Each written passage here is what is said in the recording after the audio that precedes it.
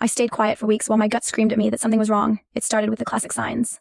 Marcus suddenly became fiercely protective of his phone, flipping its screen down whenever I walked into the room. Then came the late nights at the office and the weird, defensive attitude whenever I asked a simple question about his day. I tried to convince myself I was just being paranoid. But the worst part, the person I was turning to for comfort during all this anxiety was Sarah. She was my absolute best friend since childhood. She knew everything about me, or so I thought. Whenever I cried to her about Marcus pulling away, she would look me dead in the eye, hug me, and tell me to calm down.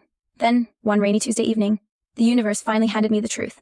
Marcus fell asleep early on the couch, leaving his phone face up on the coffee table. I was sitting across from him when the screen lit up with a text notification. My heart instantly started hammering against my ribs. I walked over, leaned down, and looked at the lock screen. It was a text from Sarah. It read, "Heard she's going out of town this weekend. My place at 8. I miss you." In a split second, my entire world completely shattered. The two people I loved and trusted most in this world were building a secret life together right under my nose. I felt sick to my stomach, but right after the sadness came this ice-cold wave of clarity. I wasn't going to scream. I wasn't going to wake him up and give him a chance to lie his way out of it. I was going to plan. The next afternoon, I invited Sarah over to my place, telling her I desperately needed a friend to talk to because Marcus and I had a huge fight. She showed up looking effortlessly flawless, giving me this warm, sympathetic hug that felt like absolute acid on my skin. We sat at the kitchen counter and she casually sipped her iced tea, playing the role of the supportive best friend perfectly. "Honestly, sweetie, you're just overthinking things again," Sarah said, her voice dripping with that fake sweetness I used to mistake for genuine care. "Marcus loves you. You just need to stop suffocating him and learn to trust him more."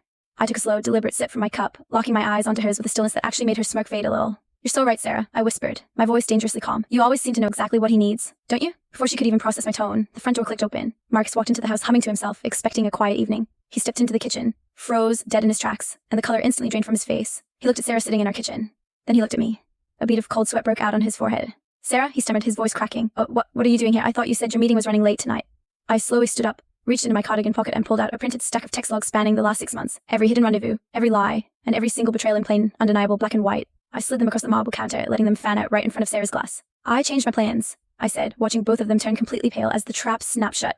"Just like the two of you changed yours." Sarah looked down at the pages, her hand shaking so badly she spilled her iced tea across the counter. The liquid bled right through the printed texts, the exact dates, the hotels, the disgusting messages they exchanged while I was sitting in the next room. Marcus started backing toward the hallway, his hands raised like he was trying to calm down a wild animal. "Elena, listen to me. It's not what you think. It was a mistake. We were going to tell you."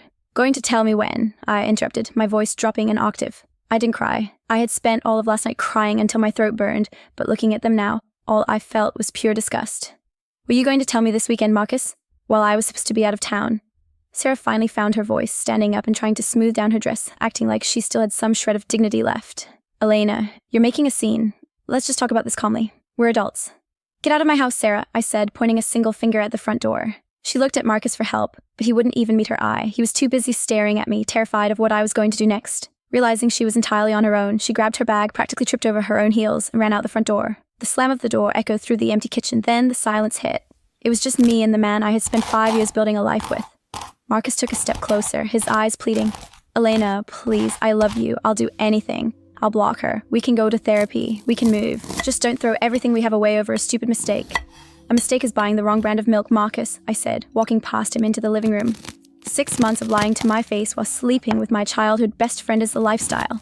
Sitting on the coffee table was a single, heavy black trash bag I had packed before Sarah even arrived. I picked it up and threw it at his chest. He caught it, looking completely bewildered.